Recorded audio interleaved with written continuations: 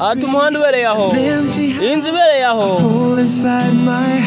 ati mwaburi mu mutima wanjye, ati ndahangiye nyine ibyumba byambanye bito. Okay, ati niba nangazwa naho biri, ati iminsi twari dufite indirimbo zo twaririmbye hamwe, ati kandi urukundo rwanjye, ati ndacyarufite iteka, ati kugeza ku rukundo rugaragara ko ruri kure cyane. Gusa nzasenga isengesho rigufi, nizere ko inzozi zanjye zanyizayo, aho ikirere kizaba ari ubururu, nkongera nkakubona mukunzi, ati ku biyaga no ku byambu, agace ko nkunda cyane, ati aho ikibuga cy'ubusitani uzaba ari ubururu, nkongera nkakubona ukundi shere. Ati nagerageje gusoma mbona umurimo, ati unishimanye n'inshuti zanjye, gusa sinatuma umubiri wanjye, umutima wanjye yashyiraho kugutekereza. Okay,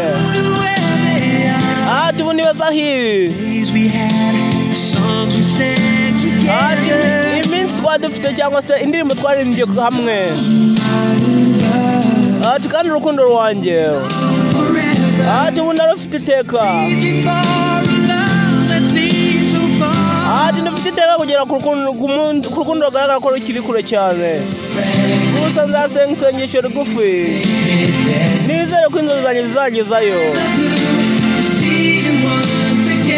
ati ikirere kizaba ari ubururu, nkongera nkakubona, ati ku biyaga n'ahandi, ati nkabona agace ko nkunda cyane, ati ubusitani buzaba ari ubururu, nkongera nkakubona, nkagufata mu kuboko kwanjye, nkakwizeza ibitangaza sheri,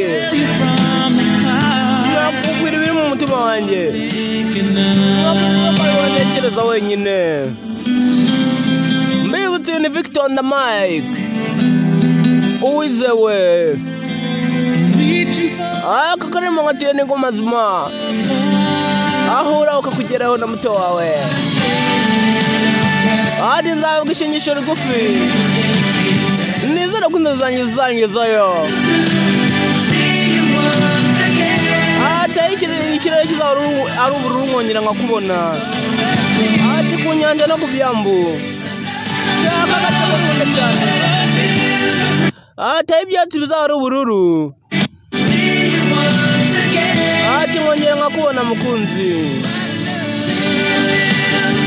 ati nzasenga isengesho rigufi, utume squid bongo nzongera nkubone, ati ikirere azaba ari ubururu, nkongera nkakubona,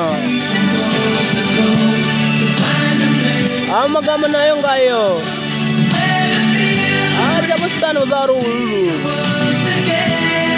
nkongera nkakubona. Okay.